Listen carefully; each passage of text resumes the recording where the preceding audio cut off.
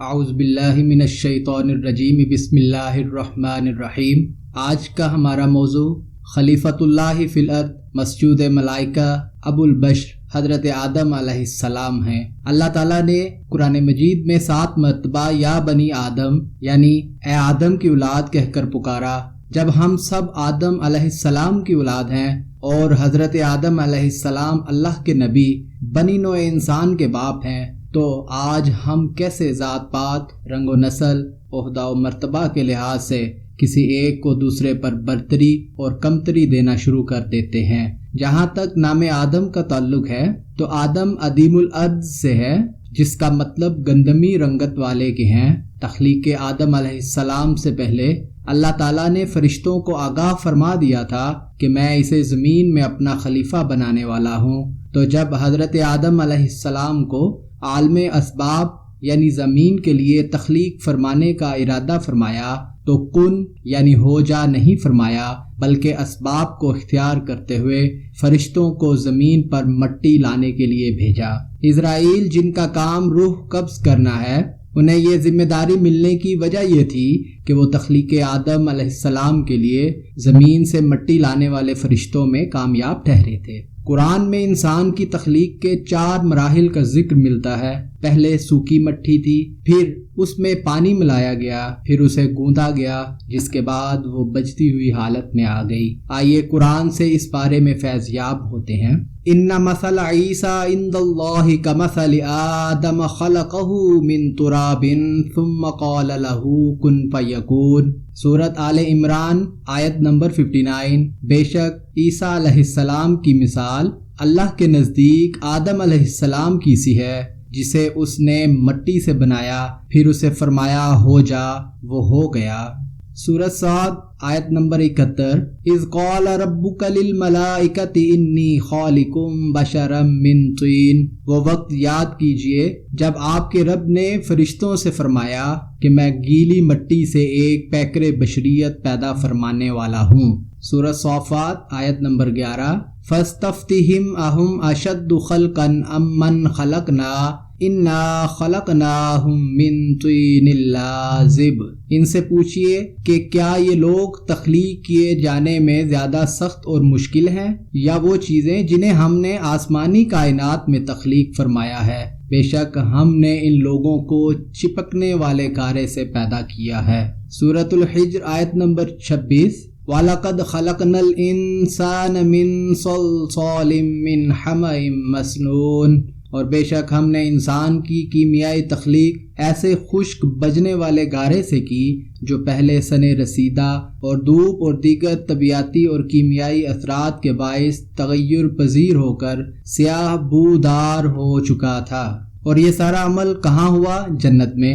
تو یہاں ایک نقطہ سمجھنا ہم سب کے لیے بہت ضروری ہے کہ جہاں ہمارے باپ حضرت آدم علیہ السلام پیدا کیے گئے وہی وطن اصلی ہے۔ یہ دنیا ہمارا عارضی مسکن گاہ ہے، اصل میں مسلمان کا ٹھکانہ جنت ہی ہے، اور بالآخر ہم نے ایک دن وہیں لوٹ جانا ہے۔ حضرت آدم علیہ السلام کا جسم مبارک تخلیق کرنے کے بعد کیا ہوا؟ آئیے قرآن سے جانتے ہیں۔ سورۃ الحجر آیت نمبر 29۔ فَإِذَا سَوَّيْتُهُ وَنَفَخْتُ فِيهِ مِن رُّوحِي فَقَعُوا لَهُ سَاجِدِينَ۔ پھر جب میں اس کی ظاہری تشکیل کو کامل طور پر درست حالت میں لا چکوں اور اس پیکر بشری کے باطن میں اپنی نورانی روح پھونک دوں تو تم اس کے لیے سجدہ میں گر پڑنا۔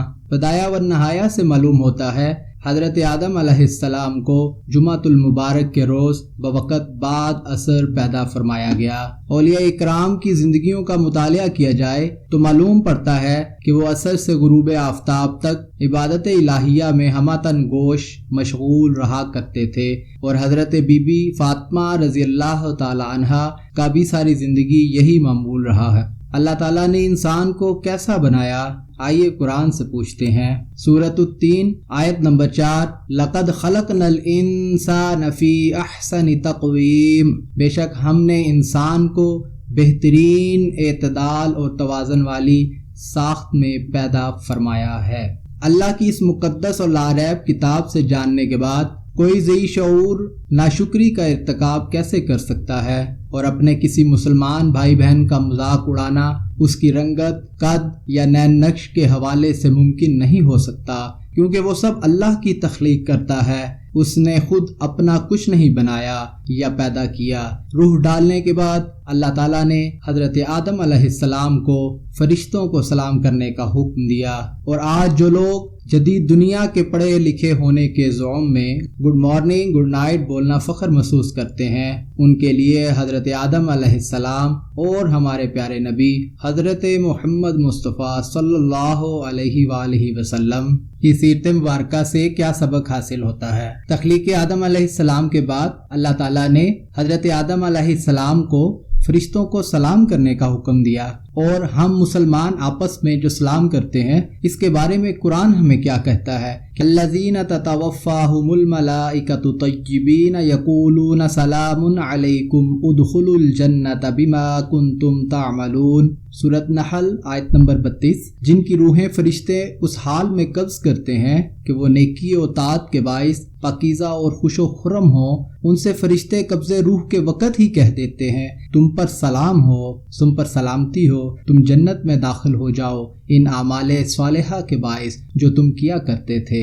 پھر دوسری جگہ پر سورۃ انعام آیت نمبر 54، وَإِذَا جَاءَكَ الَّذِينَ يُؤْمِنُونَ بِآيَاتِنَا فَقُلْ سَلَامٌ عَلَيْكُمْ كَتَبَ رَبُّكُمْ عَلَى نَفْسِهِ الرَّحْمَةَ أَنَّهُ مَنْ عَمِلَ مِنْكُمْ سُوءًا بِجَهَالَةٍ ثُمَّ تَابَ مِنْ بَعْدِهِ وَأَصْلَحَ فَأَنَّهُ غَفُورٌ رَحِيمٌ۔ اور جب آپ کے پاس وہ لوگ آئیں جو ہماری آیتوں پر ایمان رکھتے ہیں تو آپ ان سے شفقتاً فرمائیں کہ تم پر سلام ہو، تمہارے رب نے اپنی ذات کے ذمہ کرم پر رحمت لازم کر لی ہے، سو تم میں جو شخص نادانی سے کوئی برائی کر بیٹھے پھر اس کے بعد توبہ کر لے اور اپنی اصلاح کر لے تو بے شک وہ بڑا بخشنے والا اور بہت رحم فرمانے والا ہے۔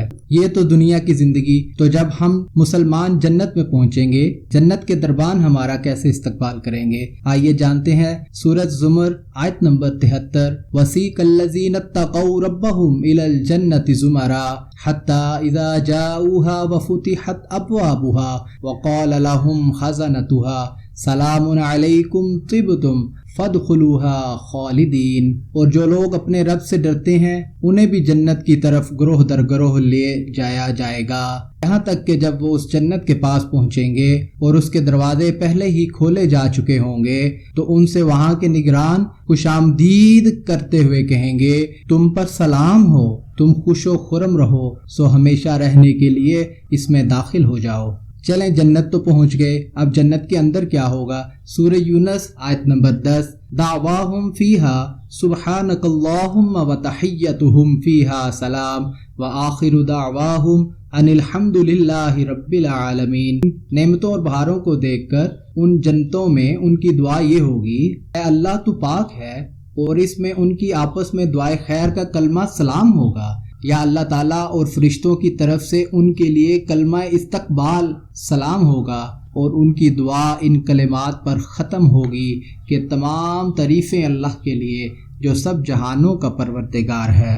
آئیے سورۃ واقعہ سے بھی دیکھ لیتے ہیں۔ آیت نمبر 26، الا قیلا سلاما سلاما۔ اور جنت میں کیا ہوگا کہ ایک ہی بات کہ یہ سلام والے ہر طرف سے سلام ہی سلام سنیں گے۔ تو آئیے حضرت آدم علیہ السلام کے نالین کے صدقے آج ہم یہ بھی تہیہ کر لیں کہ ہم جب بھی مسلمان بھائی سے ملیں گے اسے السلام علیکم ورحمۃ اللہ وبرکاتہ کہہ کے ہی مخاطب فرمائیں گے۔ اللہ تعالیٰ نے حضرت آدم علیہ السلام کو علم اسماء سکھایا۔ اللہ تعالیٰ نے فرشتوں سے اس بابت جب استفسار فرمایا تو انہوں نے کہا ہم نہیں جانتے، جبکہ حضرت آدم علیہ السلام نے تمام اسماء بیان فرما دیے۔ اب معاملہ آ گیا فرشتوں کو حکم سجدہ کا اور عزازیل یعنی ابلیس کے انکار کا۔ چلے آئیں پھر قرآن سے پوچھتے ہیں کہ کیا ہوا؟ جب ابلیس نے انکار سجدہ کیا تو اس وقت اللہ تعالیٰ کی ذات نے اسے کیا حکم دیا؟ فرمایا سورہ صاد آیت نمبر 77، قال فخرج منہا فإنک رجیم۔ ارشاد ہوا اس گستاخی نبوت کے جرم میں یہاں سے نکل جا، بے شک تو مردود ہے۔ اور دوسری جگہ سورۃ اعراف آیت نمبر 13 قال فاہبط منها فما يكون لك ان تتكبر فيها فاخرج انك من الصاغرین۔ ارشاد ہوا پس تو یہاں سے اتر جا، تجھے کوئی حق نہیں پہنچتا کہ تو یہاں تکبر کرے، پس میری بارگاہ سے نکل جا، بے شک تو ذلیل و خوار لوگوں میں سے ہے۔ اللہ تعالیٰ کی بارگاہ سے ذلیل و رسوا ہو کر اس نے کیا کہا؟ چند قرآنی آیات مقدسہ کا مفہوم یہ ہے، میں اولاد آدم علیہ السلام کو صراط مستقیم سے گمراہ کر دوں گا، میں انہیں گناہ مزین یعنی خوبصورت کر کے دکھاؤں گا۔ اللہ تعالیٰ اپنے فضل و کرم سے ہمیں لعین مردود کی چالوں سے محفوظ فرمائے۔ اللہ تعالیٰ نے پہلے ایک نفس یعنی حضرت آدم علیہ السلام، پھر اسی نفس میں سے آپ کی پسلی سے حضرت حوا علیہ السلام کو پیدا فرمایا۔ حضرت حوا علیہ السلام کو آپ کی پسلی سے پیدا فرما کر آپ کی زوجہ بنایا، جس میں فرشتے بطور گواہ شامل ہوئے۔ حق مہر کے بارے میں شیخ عبدالحق محدث دہلوی رحمہ اللہ تعالی اپنی کتاب مدارج النبوت میں لکھتے ہیں کہ اللہ تعالیٰ نے حضرت آدم علیہ السلام کو کہا کہ حضور پر نور حضرت محمد مصطفیٰ صلی اللہ علیہ وآلہ وسلم پر 20 مرتبہ درود پڑھیں۔ مختلف روایات کے مطابق حضرت آدم علیہ السلام اور بی بی حوا علیہ السلام 60 سال سے 100 سال تک جنت میں رہے۔ جنت کا پھل کھانا اور اس کے بعد زمین پر اترنا آئیے قرآن سے جانتے ہیں۔ سورۃ الاعراف کی آیت نمبر 20 فوسوس لهما الشیطان لیبدی لهما ما وري عنهما من سوآتهما وقال ما نهاكما ربكما عن هذه الشجرة الا ان تكونا ملکین او تکونا من الخالدین۔ پھر شیطان نے دونوں کے دلوں میں وسوسہ ڈالا تاکہ ان کی شرمگاہیں جو ان کی نظروں سے پوشیدہ تھیں ان پر ظاہر کر دے، اور کہنے لگا اے آدم و حوا، تمہارے رب نے تمہیں اس درخت کا پھل کھانے سے نہیں روکا مگر صرف اس لیے کہ اسے کھانے سے تم دونوں فرشتے بن جاؤ گے، یعنی علائق بشری سے پاک ہو جاؤ گے، یا تم دونوں اس میں یعنی جنت میں ہمیشہ رہنے والے بن جاؤ گے، یعنی اس مقام قرب سے کبھی محروم نہیں کیے جاؤ گے۔ سورۃ اعراف ہی کی اگلی آیت میں وَقَاسَمَهُمَا إِنِّي لَكُمَا لَمِنَ النَّاصِحِينَ، اور ان دونوں سے قسم کھا کر کہا کہ بے شک میں تمہارے خیر خواہوں میں سے ہوں۔ شیطان ابلیس نے اما حوا اور حضرت آدم علیہ السلام سے جب اللہ کی جھوٹی قسم کھا کر یہ کہا، پھر اس کے بعد اللہ کے حکم سے آپ کو زمین پر اتارا گیا۔ جب لفظ اتارنے کا آتا ہے ذہن میں ایک خیال یہ بھی آتا ہے کہ آیا جنت کہیں اوپر موجود ہے؟ تو قرآن اس بارے میں کیا کہتا ہے؟ سورۃ نجم کی آیت نمبر 14 اور آیت نمبر 15 عند سدرۃ المنتہا، سدرۃ المنتہا کے قریب، عندہا جنت المأوا، اسی کے پاس جنت المأوا ہے۔ ہمیں یہاں سے یہ رہنمائی بھی ملتی ہے کہ جنت کہاں موجود ہے۔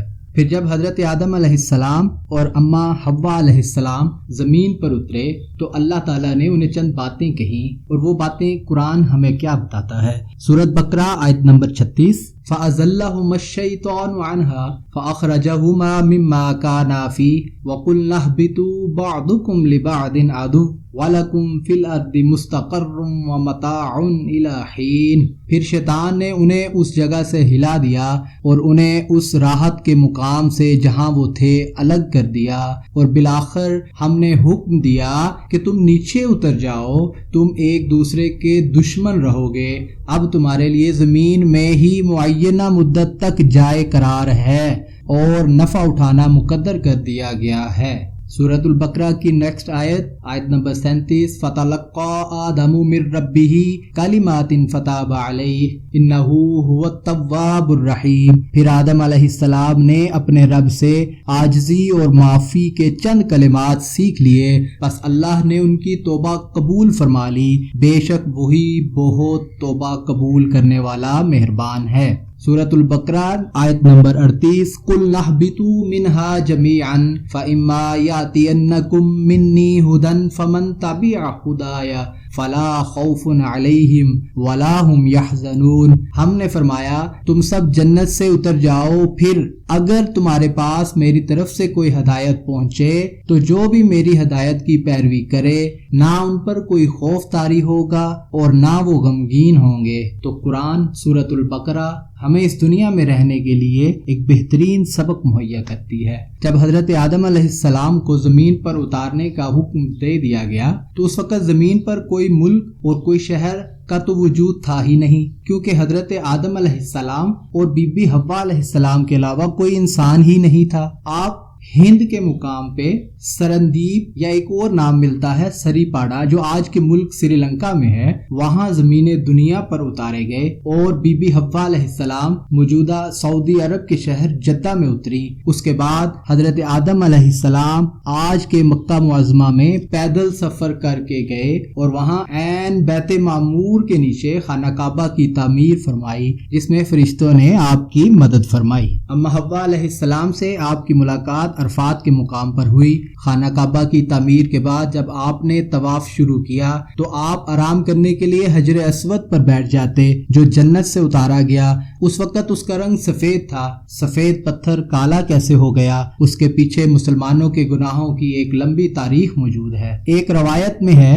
کہ آپ مکہ ہی میں رہے، مگر ایک اور قوی روایت یہ ہے کہ آپ ہند سے سفر کر کے خانہ کعبہ کی زیارت کے لیے آیا کرتے تھے۔ امام ارزقی جو امام بخاری رحمۃ اللہ علیہ کے ہم زمانہ تھے، ایک حدیث بیان کرتے ہیں کہ حضرت آدم علیہ السلام نے زیارت کعبہ کے لیے ہند سے 1000 مرتبہ سفر فرمایا اور 70 حج کیے۔ حضرت آدم علیہ السلام کا مقبرہ جبل ابو قیس مکہ المعظمہ، جبکہ عیسائیوں کے مطابق جہاں سے حضرت عیسیٰ علیہ السلام آسمانوں پر اٹھائے گئے وہاں پر ہے، اور یہودیوں کے مطابق موجودہ اسرائیل، اور ایک روایت کے مطابق ہند میں جہاں آپ اس زمین دنیا میں اتارے گئے تھے، اور بی بی حوا علیہ السلام کا مقبرہ جدہ سعودی عرب میں ہے۔ آؤ اپنے باپ حضرت آدم علیہ السلام کی پیروی کرو، اگر چاہتے ہو دین و دنیا دونوں میں فلاح میسر آئے۔ شیطان مردود لعین الرجیم ہے، ہر وقت اس سے اللہ کی پناہ مانگو۔ اللہ ہمیں بعمل زندگی گزارنے کی توفیق عطا فرمائے۔ جزاک اللہ خیرہ۔